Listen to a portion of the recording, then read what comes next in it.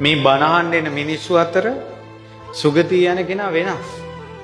එයා ඉවසනවා, කරුණාවන්තයි.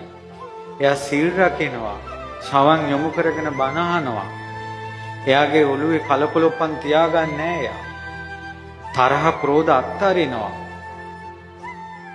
නම ගාව ගන්න දඟලන්නේ නැහැ. තමාගේ ප්‍රතිරූපේ ගොඩනගා ගන්න දඟලන්නේ නැහැ.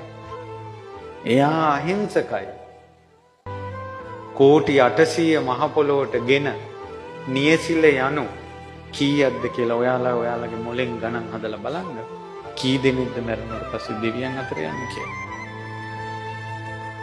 ඒ නිසා බණ දැන් හොඳට ඇහෙනවා.